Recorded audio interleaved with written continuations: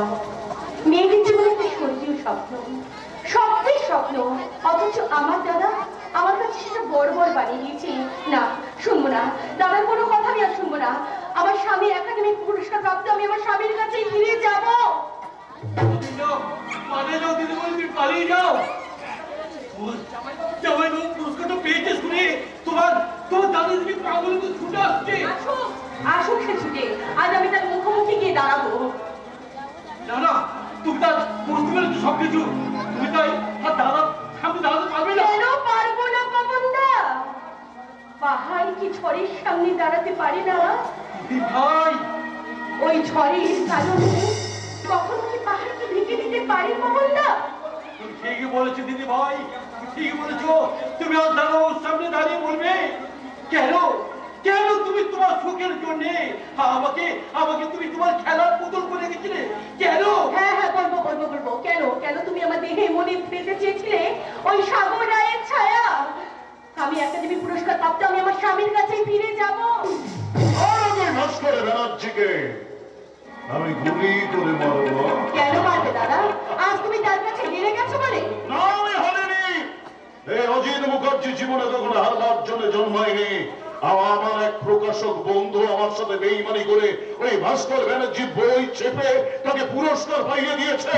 আমি সাগর তিনটে উপন্যাস চেপে তাকে জ্ঞানপীঠ পুরস্কার পাইয়ে দেবো। জ্ঞানপীঠ পুরস্কার নয় দাদা, জ্ঞানপীঠ পুরস্কার নয়। আমার টাকার তুমি দাদা, টাকার জোরে ওই সাগর রায়কে পাইয়ে দেবে অজ্ঞানপীঠ পুরস্কার। চুপর চরিত্রহীন, তোর মতো চরিত্রহীনের মুখে সব কথা শোভা পায় না। চরিত্রহীন আমি নই, চরিত্রহীন তুমি। যুবতী মেয়েকে চাকরি দেওয়ার নাম করে তুমি পাশের ঘরে আটকে রেখেছো।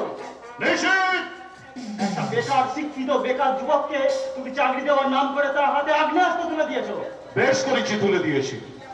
কেয়ারফুল সার্জন অজিত মুখার্জি, আবার আমাকে ছোট বড় কথা বললে আমি কিন্তু তোমাকে সহজে ছেড়ে দেবো না।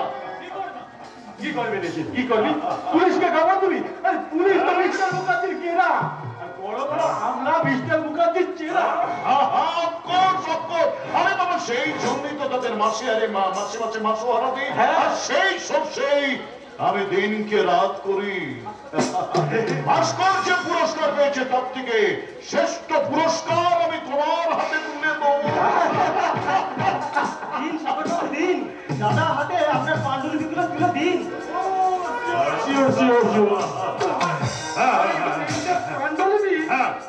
ওরে না, আপনার মনে মনে দ্বন্দ্ব সৃষ্টি হবে।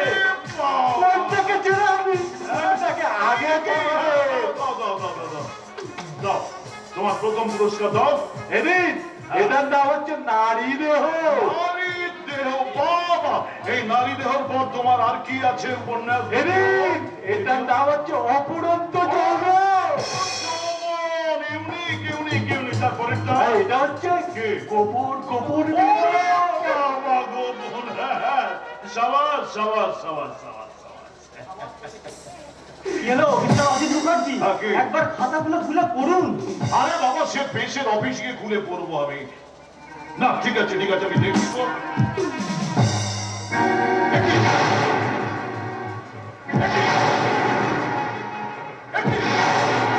সব সাদা কাগজে একটা অক্ষর লেখা নেই। আপনি ভুল করে অন্য চন্দ্রা পড়ে এসেছেন। আপনার এই চশমাটা পাল্টাতে হবে, বুঝলেন? সাগর রায়। আরে শোনো মিস্টার অজিত মুখার্জি, ওই সাগর রায় হলো আমার বন্ধুর দাদা। হ্যাঁ, নিশ্চিত ঠিকই বলেছে। আপনি পাচ্ছে আপনার বোনকে অন্য লেখকের সঙ্গে মিলামেশা করে বিপদগামী না করে দেন। আর আপনি অশ্লীল কাব্যগুলো যাতে ছাপাতে না পারে তাই জন্য নিশ্চিত কায়দা করে না আমাকে লেখক সাজিয়ে এখানে নিয়ে এসেছে। না জেনে না বুঝে আমি আপনাকে অনেক কটু কথা বলেছি। তার জন্য আপনি আমাকে ক্ষমা করুন সাগরদা, ক্ষমা করুন। আমিও তোমার সঙ্গে অনেক অভিনয় করেছি, তাই তুমিও আমাকে ক্ষমা করে দিও। কিন্তু আমি তোমাদের কাউকে ক্ষমা করবো না। তোমাদের শয়তানের প্রতিশোধ নেব। আমি প্রমাণ করে দেব যে আমি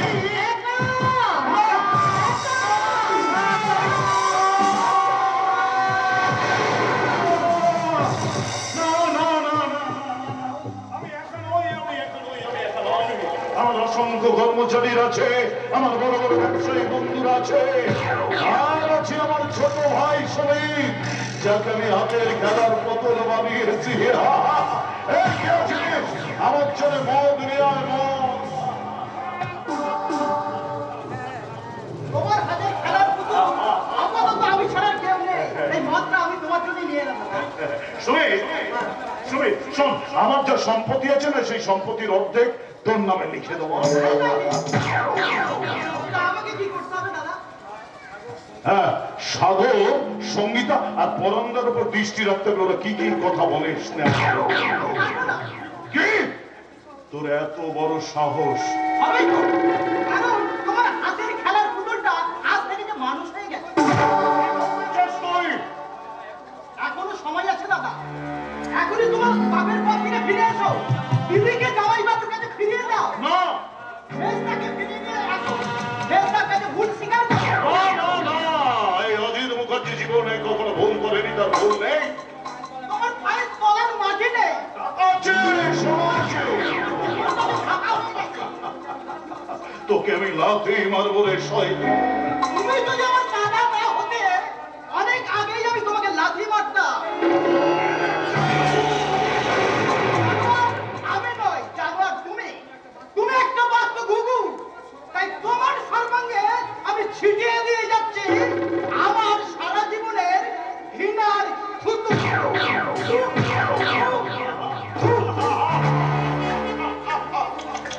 তুতু করে ডাকলে অনেক কুত্তা আমার পায়ের তলায় এসে লুটে পড়বে। শোভন, শোভন, শোনো, যে মেয়েটাকে আমি চাকরাবে টনিক খাইয়ে আমি আমার রক্ষিত করে রেখেছি, সে মেয়েটাকে তুমি বস করতে পারবে? আমার পাশের বাড়িতে- আমি সব পারবো বস। আরেকটা কথা, মেয়েটা একটু একটু করে বেশ্যা হয়ে গেছে, এবার সে অমাবস্যাতে, আর শোনো, তার দিকে তুমি নজর রাখবে, সে যেন নাচতে পারে, গাইতে পারে। কেমন নাচতে পারে, গাইতে পারে দেখবে। এই কে আছিস, ওটা পাঠিয়ে দে।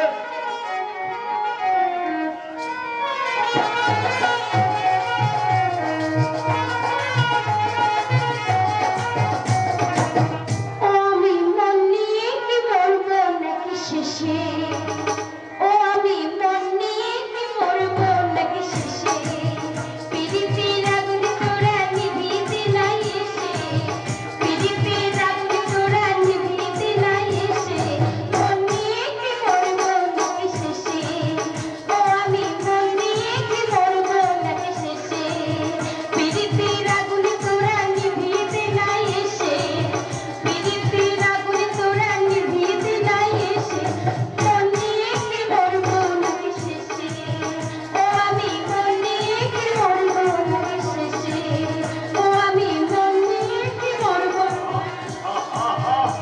আরে বাবা, ওড়না লাগালে তোমার মুখটাকে ঢেকে রেখেছে কেন? আরে বাবা, তোমার মুখ থেকে ওড়নাটা সব, ও না না না না, ঠিক আছে ঠিক আছে, আমি তোমার মুখ থেকে ওড়নাটা সরিয়ে দিচ্ছি।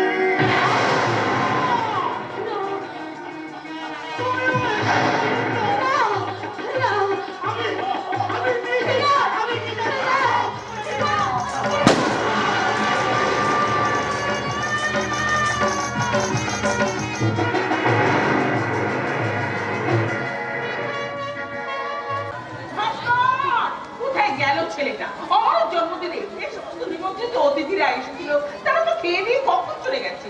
তো আমার ছেলেটা গেল কোথায়? ভাস্কর, ও ভাস্কর, গেলি কোথায়? ছেলেটা বাড়িতে নেই মা। বাড়িতে নেই? কোথায় গেছে? একাডেমি পুরস্কার প্রাপ্ত প্রকাশকটা, যে প্রকাশক ছেপেছেন তাকে সঙ্গে করে বাড়িতে চলে গেছে। এই এক ছেলে হয়েছে আমার, বাবা সব কাজ করতে হয়, জুতো সেলাই থেকে চণ্ডীপাঠ সব একাই। ও সব কিছু আপনার ছেলে করে, আমি আপনার সংসারে কিচ্ছু কাজ করি না। তুমি তো সব করো, তাই তো লুকিয়ে লুকিয়ে ভগবানকে ডেকে বলি কি আমি যেন জন্ম জন্মান্তর সঙ্গীতার মতো পুত্র বধূ পাই। তুমি শুধু পুত্রবধূকেই চাও, আমাকে ছেলেকে চাও না? আজ আমার জন্মদিন, আজকের দিনে সবচেয়ে বড় ভিআইপি আমি, তোমার কোলের ছেলে আমি। সেই আমি থাকতে বৌদি তোমার কাছে এত বেশি আপন হয়ে গেল। সবই কপাল ঠাকুর গো, সবই কপাল। ওরে পাগল ছেলে, শোন, ছেলের বউকে আপন করে নিতে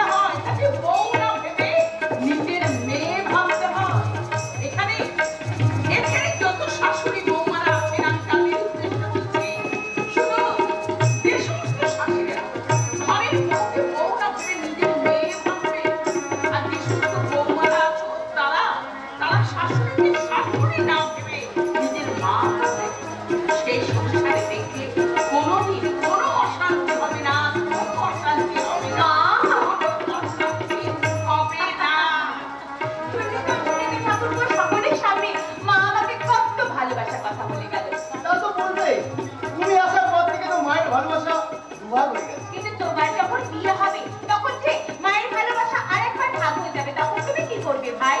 দূর, আমি বিয়েই করবো না। দেখা যাক, মাঝে তো মাত্র একটা বছর, তারপর এমন অবস্থা হবে আর একবার ডাকিলেই খাইতে পারি।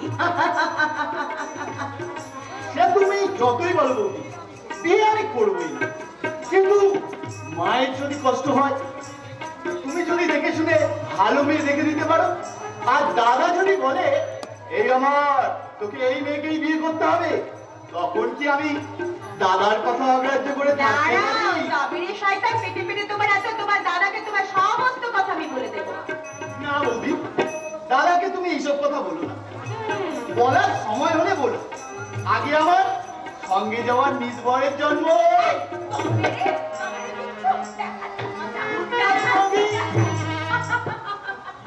কি বিচ্ছু হয়েছে, যেমন দাদা তেমনি তার ভাই। তিনি আবার কখন ফিরবেন কে জানে। আমার ভীষণ ঘুম পাচ্ছে, যখন ফিরে ফিরুক আমি এখানে শুয়ে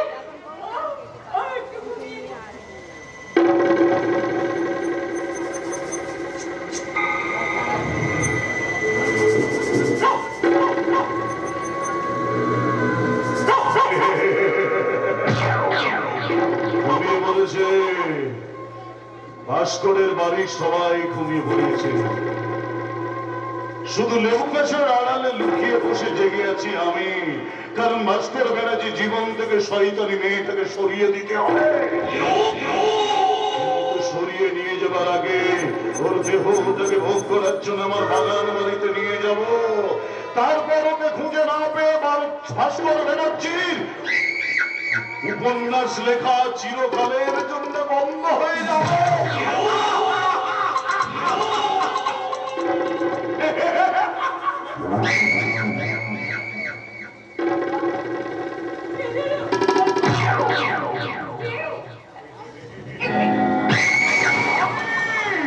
আমি এবারে নিশি কুটুম্ব।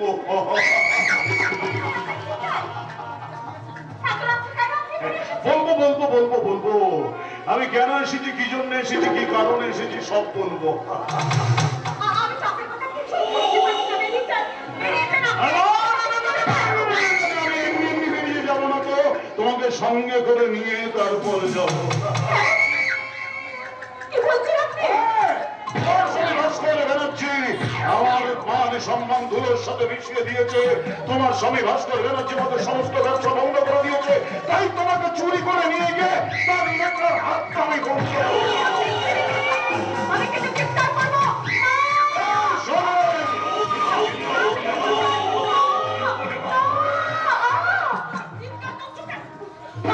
মা, এই দেখুন না মা, এই জানোয়ারটা আমাকে এখান থেকে জোর করে তুলে নিয়ে গেছে। কে রে তুই? তোর এত বড় সাহস? তুই আমার ঘরের বউকে, আমার সতী লক্ষ্মী বৌমাকে তুলে নিয়ে গেছিস? সতী লক্ষ্মী বৌমা? আমার সামনে বলি, তোর বউটা সতী লক্ষ্মী নয়, সতী লক্ষ্মী নয়, সতী লক্ষ্মী নয়।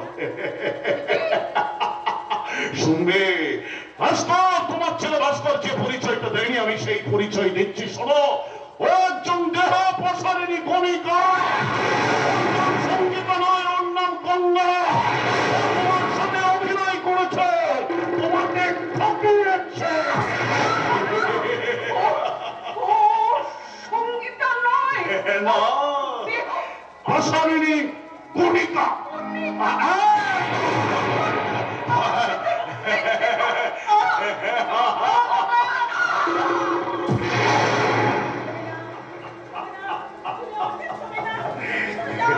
চলে যাও।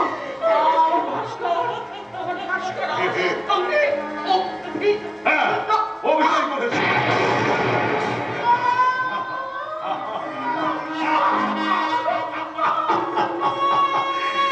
ভাস্কর ব্যানার্জি জীবন থেকে একজনকে সরিয়ে দিলাম, ওর মা গেল। চোখের সামনে একটা মানুষকে মেরে দিয়ে হাঁটতে করলে লজ্জা করছে না? তুই মানুষ না রাস্তার খেপা? যদি তাহলে এই রাস্তা খেপা কুকুরটি করতে পারে, আমি চেপে কেউ আসতে পারে, কেউ না। কি হচ্ছে বৌদি? এই জানোয়ার আমার বৌদিকে ছেড়ে দে। ছেড়ে দিয়েছি তো। এই, বৌদিকে গার্ড করার চেষ্টা করলে এক পা এগোলে নয়, এই রিভলভারের গুলিতে তোকে শেষ করে দেবো, শেষ করে দেবো, শেষ করে দেবো, শেষ করে দেবো। বেঁচে থাকতে দেবী প্রতিমাকে ডাকাতি করে নিয়ে যেতে পারবি না রে। হ্যাঁ, পারবো পারবো পারবো। আমার সামনে থেকে তুই সরে যা, সরে যা বলছি, সরে যা বলছি, সরে যা বলছি, সরে যা।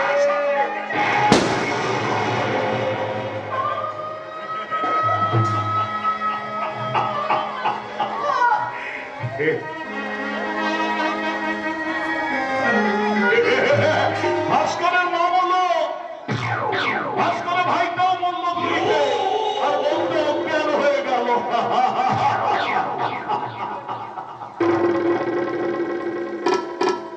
আমার প্রতিশোধের চাল আমি মেটালাম, এবার শুরু করবো প্রতিহিংসার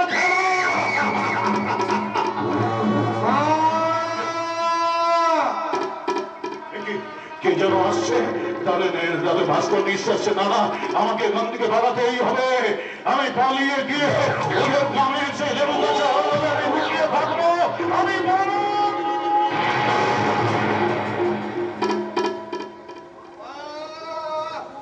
আমার সঙ্গীতা, তোমরা দেখবে আমি কাকে সঙ্গে করে নিয়ে এসেছি।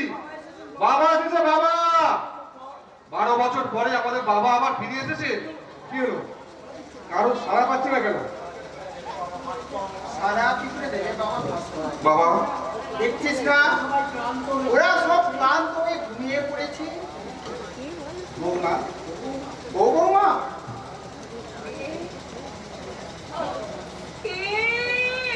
বাবা গো সঙ্গীতা, বাবা। 12 বছর পর আমাদের বাবা ফিরে এসেছে।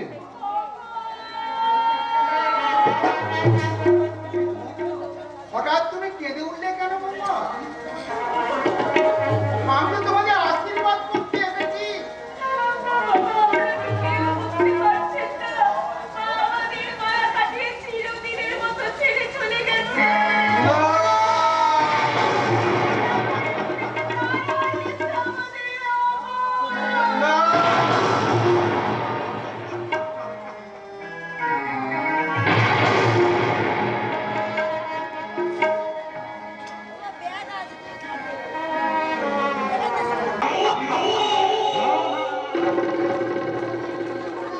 প্রতিহিংসা অন্ধ হয়ে আমি ছুটছিলাম ভাস্করের বাড়িতে, কিন্তু তোমার পিছু পিছু এলি, আমাকে ধরতে গেলে আমি কিছুই করতে পারলি না। আমি সহজ দিকে সরে গিয়ে ওই ভাস্কর ব্যানার্জি গ্রামে ফিরে গিয়ে লেবু গাছে আড়ালে লুকিয়ে থাকবো, কারণ আমার বিশ্বাস ওই ভাস্কর ব্যানার্জি নিশ্চয়ই সে গ্রামে ফিরে আসবে, আর ভাস্কর ব্যানার্জিকে শেষ করেই আমার শেষ হবে প্রতিহিংসার খেলা। আপনার সব খেলা শেষ হয়ে গেছে mister Mukherjee. You are under arrest. কি সাগর, তুমি কি বলছো? না, তুমি আমি সাগর নয়, হ্যাঁ? আমি হচ্ছে সিবিআই অফিসার মিস্টার কৌতিক সেন। না না, আমি এখান থেকে পালাবো, আমি এখান থেকে পালিয়ে চলে না। কোথায় পালাবেন আপনি? আপনাকে আমি অ্যারেস্ট করে জেলে পড়াবো।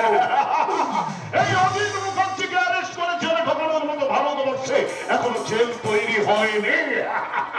আমি যে কোনো মূল্যে টাকার ঘুষ দিয়ে আমি জেল থেকে পালিয়ে আসবোই। অ্যারেস্ট করো। আপনাকে আমার সঙ্গে যেতে যেতেই হবে। অ্যারেস্ট করো। আর তোমাকে আগে আমি জেলে ঢোকাই, তারপর তুমি কি করো আমি আর দেখবো। অ্যারেস্ট করো।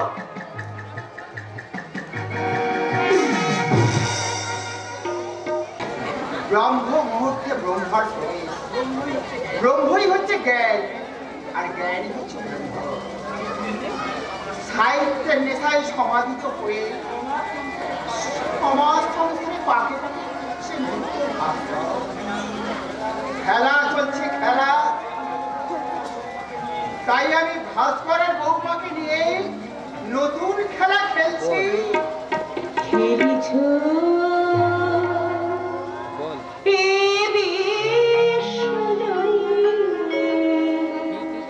বিরাট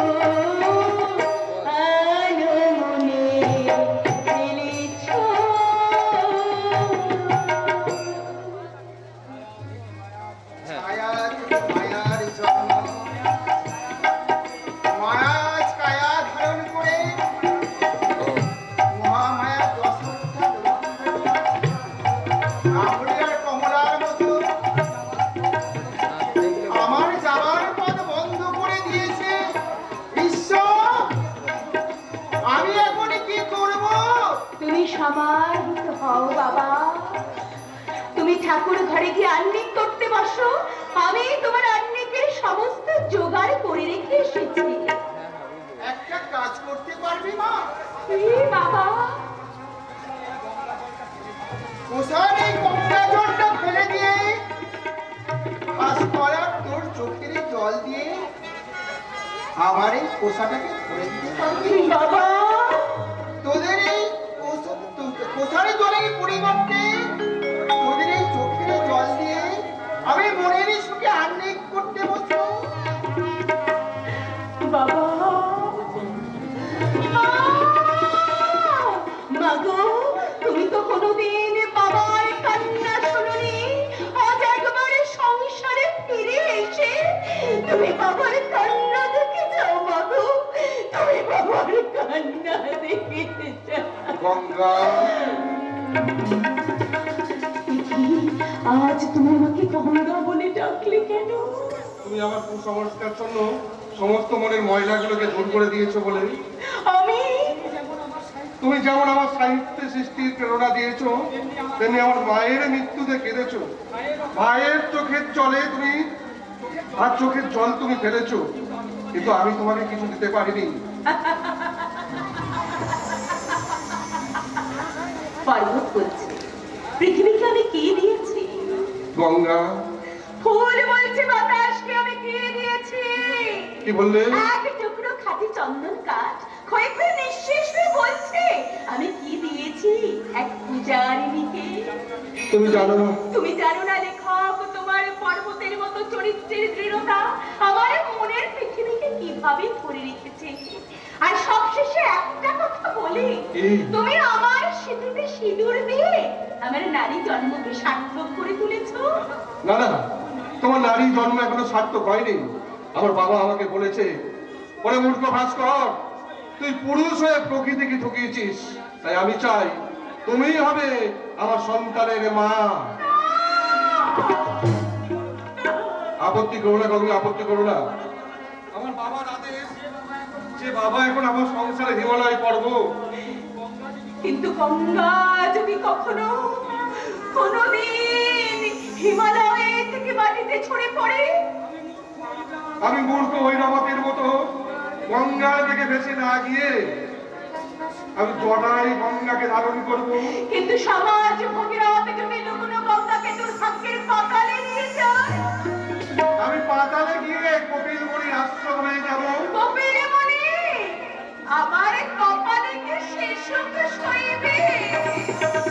আমার ভালোবাসার মন্দাকিনী, আমার প্রেরণার ভগবতী, আমার জীবনের সংজ্ঞা গঙ্গা গঙ্গোত্রীর মতো চিরকাল আমার হৃদয়ে বইবে বইবে বইবে। নদী যদি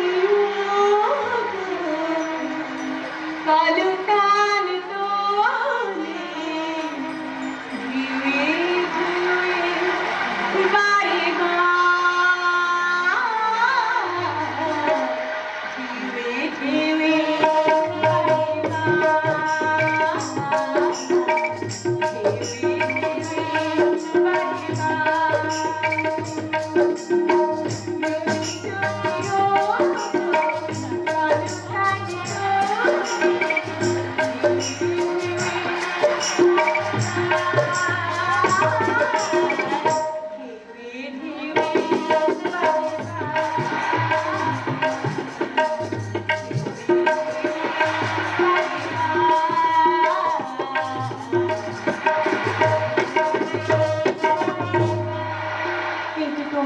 সঙ্গীতা, আজ যে তোমায় অন্য কথা কইবে। তুমি কে আপনি? কে আপনি? আপনি কোথা থেকে আসছেন? কেন আসছেন এখানে? আপনাকে তো আমি চিনি না। যে অন্যায় আমি করেছি তাতে আমাকে না চিনাই উচিত, তবু তো আমি তোমার স্ত্রী। স্ত্রী? আপনি মনে হয় ভুল ঠিকানা এসে পৌঁছেছেন। আপনি এখান থেকে দয়া করে চলে যান। যাবো বলে তুমি এখানে আসিনি। যদি থাকবো বলে এসে থাকেন তাহলে কিন্তু আপনি ভুল করেছেন। তুমি মনে রেখো, আমি কিন্তু ধর্মপত্নী। ধর্মপত্নী বলেই বুঝি সেদিন সিঁদুর কৌটোটায় পিচ রাস্তায় ফেলে দিয়েছিলেন। আর ধর্মপত্নী বলেই বুঝি ওই 2 বছর আগে বড়লোক দাদাকে দিয়ে আমাকে জুতো পেটা করতে গিয়েছিলেন। আমি কি তোমার ধর্মপত্নী পায়ে ধুলে নেব? চুপ কর মনিকা কোথাকার। আমাকে এত বড় অপমান করার সাহস তুই পেলি কোন অধিকারে? ও মা, এখনো দেখতে পাওনি বলছি, তাহলে ভালো করে তাকিয়ে দেখো। এই সিঁদুরের অধিকারে। না না না না, মিথ্যে সিঁদুর। ও সিঁদুরের কোনো মূল্যই নেই। যে হিন্দু নারী সিঁদুর পরে না তার কোনো সমতুল্য নেই। এই সিঁদুরের কোনো মূল্য নেই তুমি বললে না? তাহলে উত্তর দাও, কুসুম ডিঙার আগে কেন বর পুরে সিঁথিতে সিঁদুর পরিয়ে দেয় না? সিঁদুর দেওয়ার আগে পাত্রপত্রীকে বর করে না বলে বলা হয়। তুমি বোধহয় জানো না যে পুরুষ যে নারীর সিঁথিতে সিঁদুর দেয় সেই পুরুষই সেই নারীর স্বামী হয়। আমি যদি তোমার কাছ থেকে আমি আমার স্বামী ভিক্ষে চেয়েনি, তুমি কি আমাকে ভিক্ষে দেবে না? বলো না ভিক্ষে দেবে না? যে স্থান শূন্য হয়ে গেছে সেই স্থান আর কোনোদিন পূর্ণ হবে না। শূন্য হয়ে গেছে, আমার অহংকার ভেঙে চূর্ণ হয়ে গেছে। আমি আচর পেতে আমার স্বামীকে তোমার কাছ থেকে ভিক্ষে চাইছি, তাও তুমি আমার স্বামীকে ভিক্ষে দাও, ভিক্ষে দাও, ভিক্ষে দাও। পরান্দা তুমি? হ্যাঁ জামাইবাবু, আমিও বলছি আপনি আমার দিদির সিঁথিতে সিঁদুর পরিয়ে দিন। নিশ্চিত তুমি? আমিও আমার মেজদার সঙ্গে বলছি আমার দিদি সিঁদুর পরিয়ে দিন। দাও না এই সিঁদুর কোথা থেকে তোমাকে সিঁদুর পরিয়ে দাও না। ভাস্কর বাবুদি, সঙ্গীত আর কপালে তুমি সিঁদুর পরিয়ে দাও। না না, এ হতে পারে না। আপনারা উন্নত করছে, আপনি জামাইবাবু দিন। দিন না, তা কোনোদিন সম্ভব নয়। কেন? গঙ্গা, এখন তো তুই পারিস আমার হারানো স্বামী আমাকে ফিরিয়ে দিতে, আমার ভালোবাসা আমাকে ফিরিয়ে দিতে। যে ভালোবাসা দিয়ে তুই আমার স্বামীকে জোর করে আটকে রেখেছিস, সেই ভালোবাসা তুই আমার কাছে ফিরিয়ে দে গঙ্গা, ফিরিয়ে দে। সঙ্গীতা দে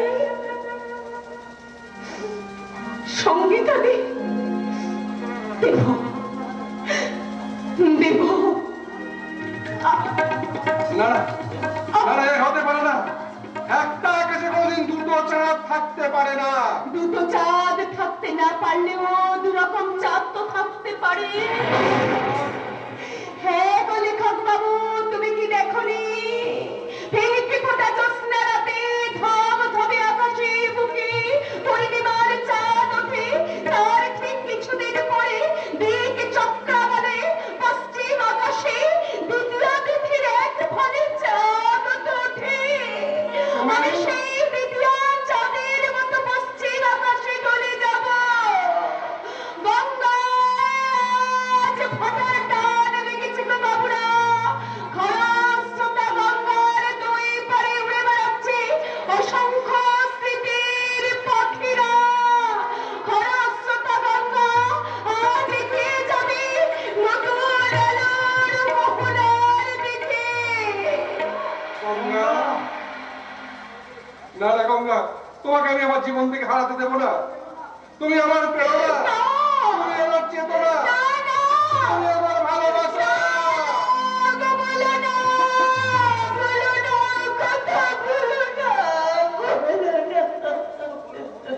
বলবো, আমি সারা জীবন এই কথাটাই আমি বলবো গঙ্গা। তুমি আমার সাহিত্যের পাতায় পাতায় আবার আমি লিখবো, তোমাকে ছাড়া আর আমি কোনো মেয়েকে ভালোবাসতে পারবো না গঙ্গা, কিছুতেই না।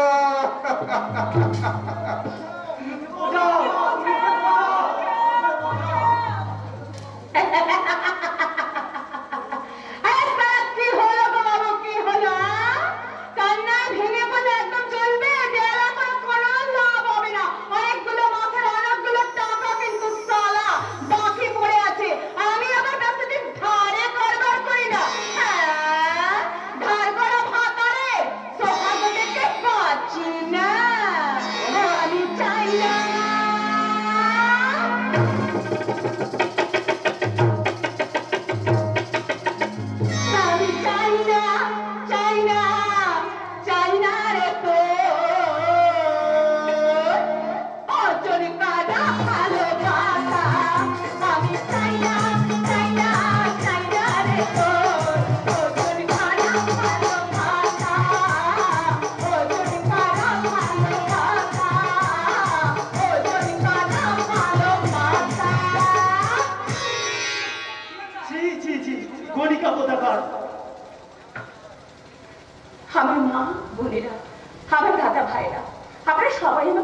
করে দেবেন ওই সঙ্গীতাদের জীবনে তার স্বামীকে ফিরিয়ে দেওয়ার জন্য আমি কিছুক্ষণের জন্য আগের জীবনে ফিরে গিয়েছিলাম।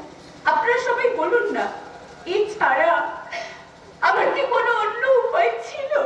আপনারা বলুন না, বলুন না।